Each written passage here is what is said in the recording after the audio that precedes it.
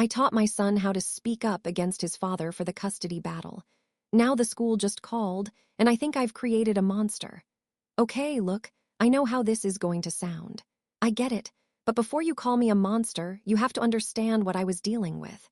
You have to understand Zane. He wasn't the type to scream or throw things. I almost wish he was. His weapon was silence. A silence so thick and heavy it would suck all the air out of a room for days on end.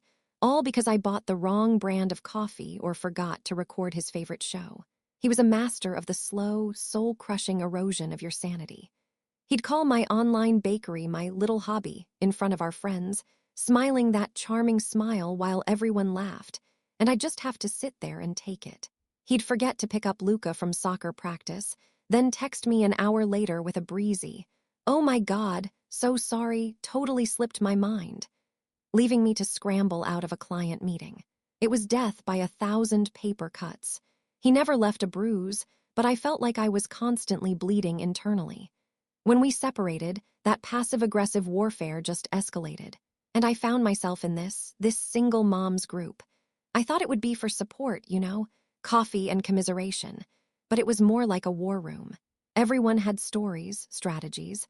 They talked about custody battles like a game of chess, and I was the idiot still trying to play checkers. They made me feel like if I wasn't fighting dirty, I wasn't fighting for my son at all. I was being backed into a corner, not just by Zane, but by this expectation that I had to be a warrior. So when it came to securing Luca's future with me, I knew I couldn't fight fair. He never did. So I started coaching Luca. That's what I called it in my head, coaching. It sounds so much better than what it really was, which was a slow, methodical poisoning of his memory. I never told him to lie, not in so many words. I just taught him a new vocabulary, a way to frame his feelings that would be more impactful to the people who made decisions about our lives. We'd sit on his bed, surrounded by his sprawling Lego city, and I'd turn it into our special, secret game. "Remember when Daddy was quiet for a whole weekend because you spilled juice on his laptop?" I'd ask, my voice soft and conspiratorial. Luca would nod, his little brow furrowed. But he said he was just sad about his work. "I know, sweetie," I'd say, smoothing his hair. But a better way to explain that feeling, the one he gave you, is to say he was emotionally unavailable. It made you feel neglected, didn't it? Like his computer was more important than you. He'd just stare at me, the big words hanging in the air between us. I was giving him the language of therapy, weaponizing it. The real masterstroke, the one that makes me feel sick to my stomach now, was twisting Zane's physical affection into something sinister. Zane was a rough-and-tumble dad. He'd grab Luca and swing him around, wrestle with him on the living room floor until they were both breathless and laughing. Luca lived for that stuff, but I took that energy and repainted it in darker shades. "Does Daddy ever grab you too hard when you're playing?" I'd probe gently. "Does he ever hold your arm when he's upset, to make you listen?" Of course he did, in the way any parent does when a 10-year-old is about to dash into the street or is too engrossed in a video game to hear them. But I taught Luca how to describe it. "You can say, 'Daddy sometimes grabs my arm so hard it scares me,'" I whispered, practicing with him over and over like lines for a school play. "Not that it hurts, just that it scares you. It's about your feelings." I was meticulous. I taught him to look down at his shoes when he said the heavy parts, to let his voice tremble just a little. I saw the conflict in his eyes, the way he was trying to reconcile the fun, laughing dad he knew with the scary figure I was painting. To soothe that conflict, I'd pull him into a hug and murmur the final, manipulative checkmate. "This is just to make sure you can stay with Mommy. You want to stay with me forever, don't you, baby?" And he'd nod into my shoulder, his small body tense with the weight of our secret, because what 10-year-old wouldn't? I convinced myself it wasn't a lie. It was a strategy. I wasn't teaching him to deceive. I was teaching him the language of power, the language the system understood. It felt righteous. It felt like I was finally leveling a playing field that had been tilted against me from the start. The day of the interview with the Child Services Evaluator felt like a movie premiere. I was the director, Luca was my star actor, and we had rehearsed our lines to perfection. We sat in a sterile, beige room that smelled of disinfectant and anxiety. The clock on the wall ticked with an unnerving loudness. Zane was already there, looking tired but trying to give Luca a warm, reassuring smile. Luca, my little soldier, wouldn't meet his eyes. My heart gave a little cruel throb of victory. He's on my side, I thought. He understands. The evaluator, a woman with kind eyes and a weary expression that suggested she'd heard every lie imaginable, started with gentle questions. And Luca, my brilliant, beautiful boy, delivered his performance. I sat there, hands clenched in my lap, silently mouthing the words with him. He spoke about feeling neglected when his father worked late. He mentioned the emotional unavailability when Zane would go into one of his silent moods. Each carefully chosen phrase landed like a perfectly aimed stone. Then came the climax. "Does your daddy ever hurt you, Luca?" the woman asked softly, leaning forward. I held my breath. Luca looked down at his sneakers, scuffing one against the leg of the chair, just as we'd practiced. "He doesn't mean to," he mumbled, his voice a perfect, heartbreaking whisper. But sometimes, when he's mad, he grabs my arm really hard. It scares me. I watched Zane's face. It was like seeing a building collapse in slow motion. The friendly concern on his face froze, then cracked, then crumbled into utter devastation. The color drained from his skin, leaving it a sickly, pale gray. His mouth opened slightly, a small, soundless gasp. He stared at Luca, his eyes wide with a profound, shattering bewilderment. Then his gaze flickered to me. And in that moment, I didn't see anger. I saw a man witnessing a betrayal so complete, so fundamental, that his mind couldn't quite process it. He denied it, of course. His voice was hoarse with disbelief as he tried to defend himself. "That's not true. I would never. Luca, why would you say that? Valentina, what is this?" He turned to me, his eyes pleading for an explanation, for a way to make it make sense. I just gave a small, sad shrug, a masterpiece of maternal concern, as if to say, our son is finally speaking his truth. That look in his eyes should have been my warning.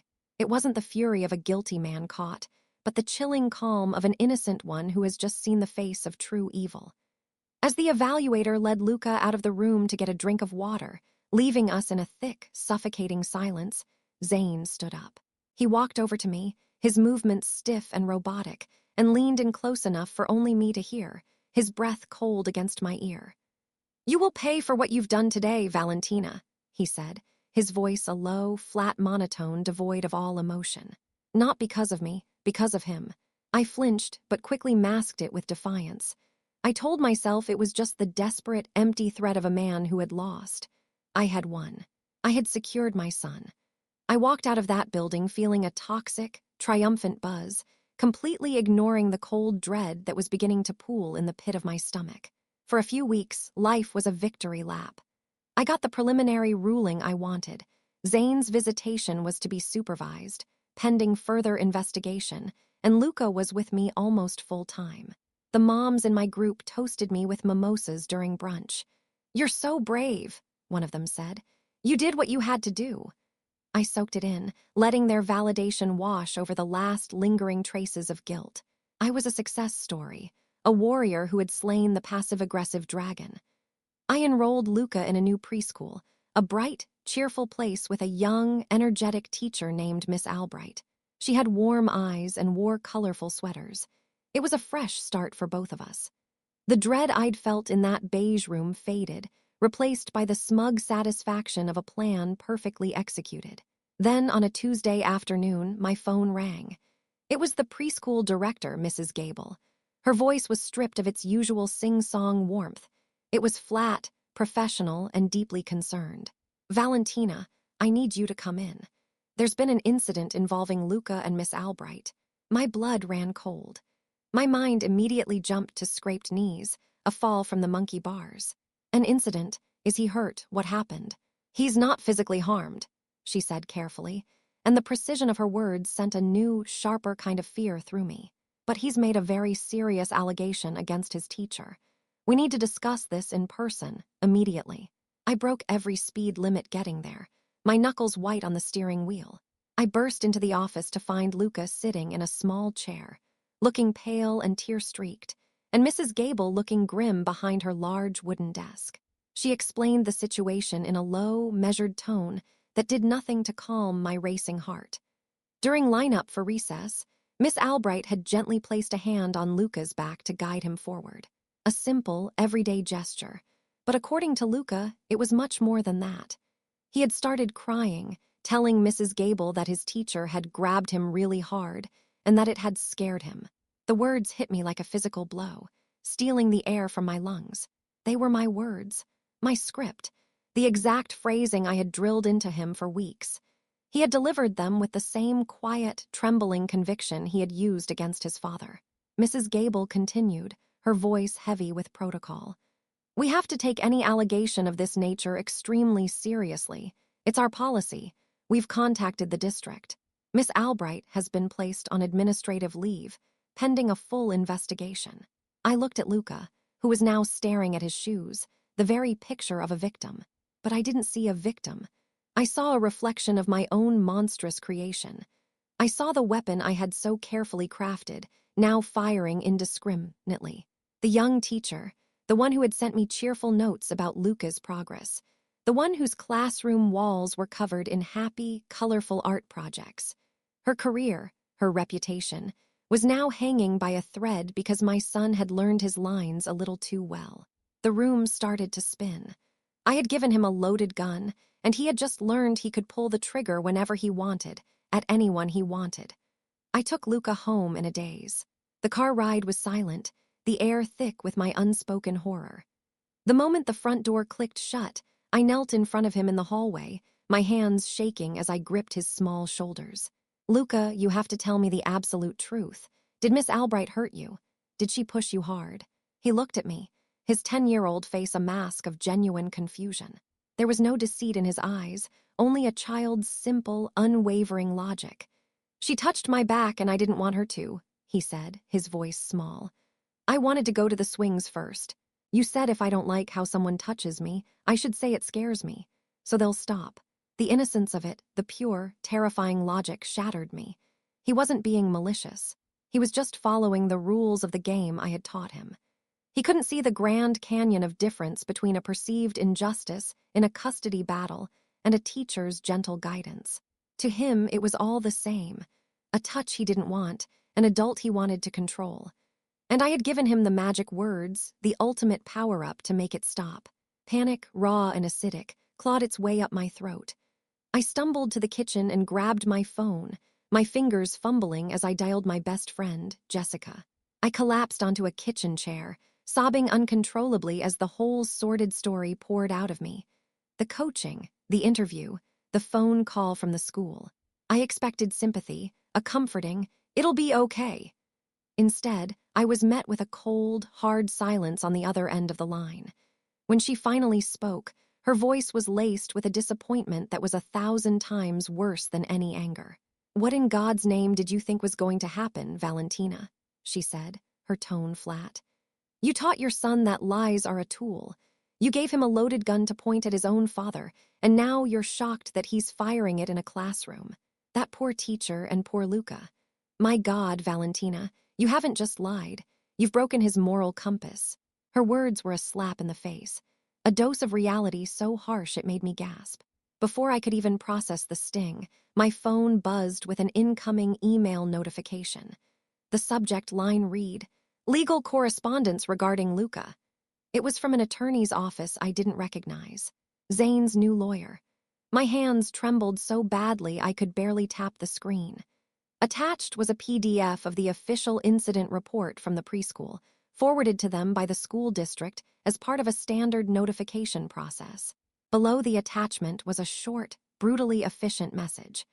Zane was petitioning the court for an emergency hearing to grant him sole legal and physical custody of Luca. The grounds were parental alienation and the infliction of severe emotional and psychological harm upon a minor. He wasn't just fighting back. He was using the very evidence I had created to prove I was an unfit mother.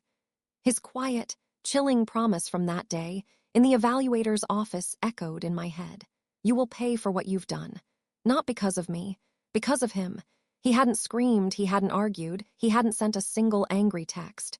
He had simply waited for my own bomb to detonate in my hands. And it just had. The legal fallout was swift and brutal. An emergency hearing was scheduled, and the judge, looking at the preschool incident report alongside the original allegations against Zane, saw a clear pattern.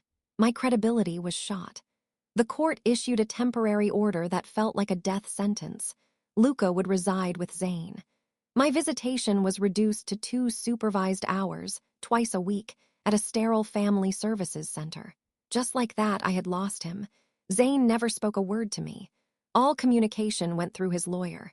He was a ghost, an invisible force dismantling my life with calm, legal precision. The single moms group fell silent.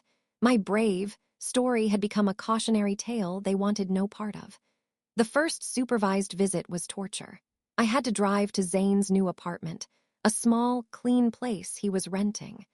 He was supposed to bring Luca down to the lobby for the supervisor to handle the exchange. I got there a few minutes early, my heart pounding against my ribs. While I waited, I glanced up at his second-floor window, and that's when I saw it. On his small balcony, propped against the railing, was a large piece of plywood. Next to it was a toolbox and a stack of 2x4s. My breath caught in my throat. Tucked into the corner of the balcony, I could see the edge of a drafting table. On it, held down by a coffee mug, was a piece of paper. Even from that distance, I recognized the familiar, intricate lines of Zane's architectural sketches. It was a treehouse. A detailed, complex design for the magnificent treehouse he had always promised to build for Luca in the backyard of our old house, the one we'd had to sell. He hadn't forgotten. He hadn't given up on that promise, even when he had every reason to. He was still that dad, the one who wrestled and dreamed and built things. I was the one who had tried to erase him. The sight of that half-finished plan, a testament to a future I had tried to burn to the ground, broke through every wall of self-pity and righteous anger I had built. It was a single, devastating piece of evidence that showed me exactly who I had tried to destroy and exactly what I had lost. My story ends here, for now. I'm sitting in a wine bar with Jessica, who finally agreed to see me. I'm swirling a glass of Chardonnay, forcing a laugh as I tell her. He's just so cold, you know. He wants to take my son from me, and that's that. But he won't win. The words sound hollow even to my own ears. Later tonight, I'll go home to my silent, empty house. I'll walk into Luca's room, where his Lego city sits untouched, gathering dust. I'll straighten his superhero comforter, and then I will probably sink to the floor and cry until there's nothing left.